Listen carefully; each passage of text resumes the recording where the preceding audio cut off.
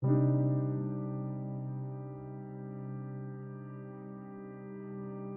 is not a ghost story, and it's not fiction. This is a real incident that was never officially explained. In 2016, in the state of Illinois, USA, a 911 dispatcher resigned overnight. No interview, no explanation, just one voicemail. My name is Daniel Brooks. For 6 years, I worked the night shift as a 911 dispatcher. Quiet town, mostly DUI calls, sometimes domestic violence. April 14th, 2016. My shift started at 11 p.m. Everything felt normal until 12:42 a.m. That's when the call came in. No location available, that happens sometimes. Old phones, weak signal. I answered the call. 911, what's your emergency? There was only breathing, controlled, unnaturally calm. Hello? After a few seconds, a man finally spoke. I think someone is inside my house.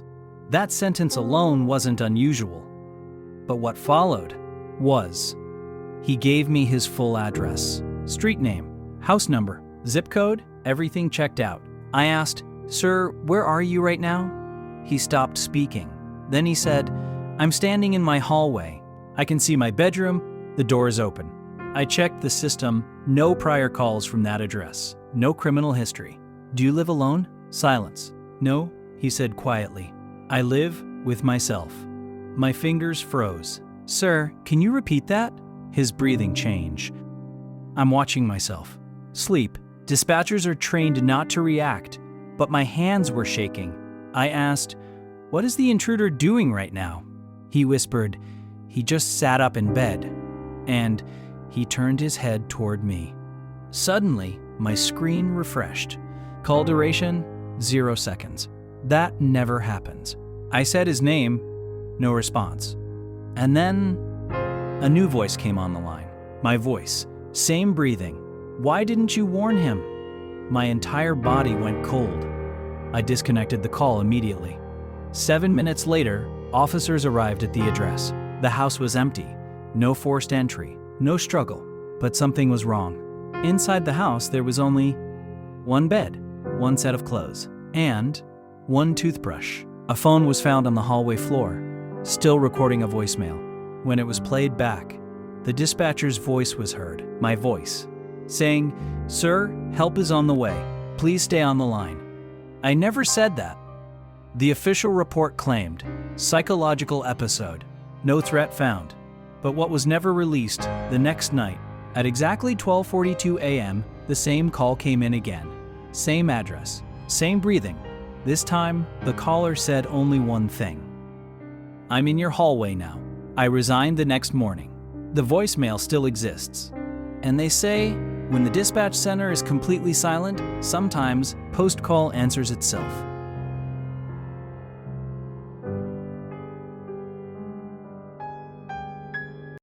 Have you ever looked at the time and felt that something was missing? This incident is inspired by a real-life case that has never been officially explained. In 2020, a university student named Lucas Miller was driving alone at night back to his apartment. It was past midnight. The highway was almost empty. At 12:10 a.m., Lucas sent a voice message to his girlfriend. He said he would reach home in 10 minutes, but he never did. The next morning, Lucas was found sitting inside his car, parked outside his apartment building. The engine was cold. The doors were unlocked. Lucas was alive, but something was very wrong. He was shaking and kept repeating the same sentence. "I never stopped the car." Doctors said Lucas was in shock. When the police asked him what happened that night, Lucas gave a disturbing statement. He said that while driving, the road ahead kept looking the same no matter how far he went. The same streetlights, the same signboard, the same turn. Then suddenly his phone screen went black. When the phone turned on again, the time showed 1:48 a.m. Lucas panicked. He was sure only a few seconds had passed. The police checked the highway CCTV cameras. What they saw made no sense. Lucas's car entered the highway at 12:07 a.m., but for the next 98 minutes, his car did not appear on any camera. No entry, no exit.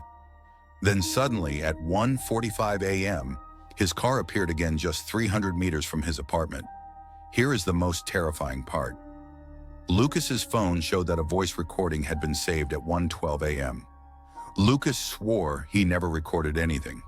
The police played the audio.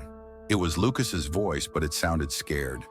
He was whispering, "I can still see the road, but I don't think I'm driving anymore." The recording ended with a loud sound, like metal bending. Till today, Lucas refuses to drive at night.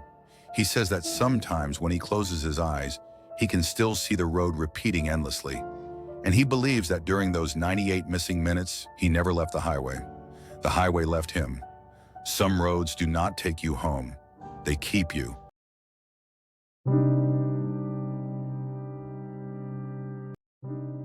I still remember that night clearly, because that was the night I realized some doors should never be opened, even if they call your name. It was raining heavily when I checked into the hotel. The place looked old, almost abandoned. Flickering lights, cracked walls, and a strange silence filled the air. The receptionist didn't even look at me properly. She just handed me the key and said one thing: "Room 306, and please don't answer the phone after midnight." I laughed. I thought it was a bad joke. I went up to the third floor. The corridor was long and empty. Room 306 was at the very end. As soon as I entered the room, a cold air brushed past my skin. The room was clean, but something felt wrong, like I was not alone. I locked the door, put my bag down, and tried to sleep.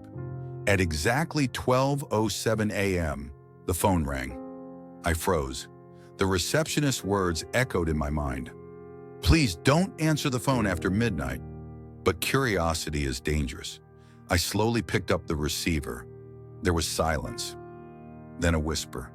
"Can you open the door, please?" My heart started pounding. I asked, "Who is this?" The voice replied softly, "I'm in the bathroom. I can't come out." I dropped the phone. I was alone in that room. The bathroom door was closed. I gathered courage and walked towards it. I opened the bathroom door. It was empty. No one. I laughed nervously, thinking my mind was playing tricks on me. I went back to bed. At 1:13 a.m., the phone rang again. This time the voice said, "Why didn't you help me?" I shouted. "Stop this. Who are you?" The voice changed. It became deeper, angrier. "You are staying in my room." Suddenly the lights went off. The room became pitch black. I used my phone flashlight and saw something terrifying. On the mirror, written in foggy letters, "Leave before 3." I ran towards the door. It wouldn't open. The phone rang again. I didn't answer, but it kept ringing and ringing and ringing. At 2:45 a.m., the bathroom door slowly opened on its own. I could hear footsteps, wet footsteps. Someone was walking towards me. I hid behind the bed, barely breathing. A pale figure stood in the center of the room. Her face was twisted. Her eyes were hollow. She whispered, "I died here, waiting for help." She looked straight at me and said, "Now it's your turn." I screamed and shut my eyes. Suddenly, morning light filled the room. I woke up on the bed, drenched in sweat. It was morning. Everything looked normal. Relieved, I packed my bag and ran to the reception. The receptionist looked shocked when she saw me. She said, "You survived," I asked.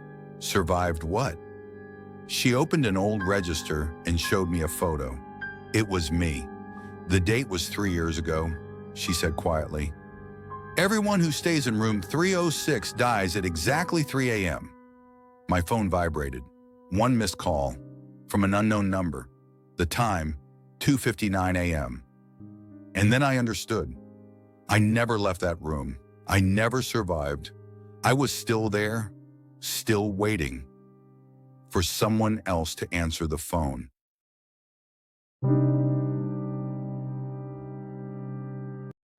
This incident dates back to 2014 and is connected to a small town near Brownsville, Texas. Officially, The case was never labeled paranormal, but everyone involved refused to speak about it afterward. On the outskirts of the town stood an old farmhouse, isolated and surrounded by empty land. The family moved in hoping for a fresh start. Richard Miller, his wife Susan, and their 9-year-old daughter, Lily. The house was unusually cheap. The realtor explained that the previous owner had left town suddenly and never returned. For the first few nights, everything felt normal. Things changed when Lily asked her mother a simple question one morning. "Mom, who is the man that comes into my room at night?" Susan assumed it was a nightmare, but Lily shook her head and said, "He stands next to my bed and keeps looking at his watch." That same night, Richard installed a small camera inside Lily's bedroom. The next morning, they reviewed the footage. At first, nothing seemed out of place. But at exactly 3:12 a.m., the recording stopped on its own. At the same time, Lily could be heard screaming from her room.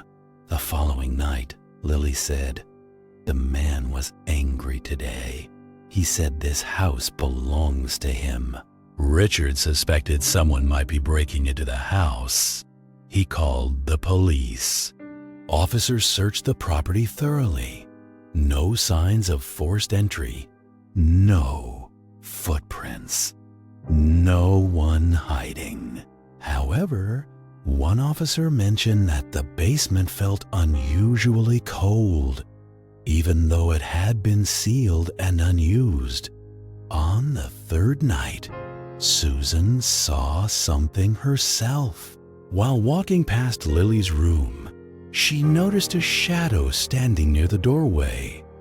Tall, thin, head slightly bent downward.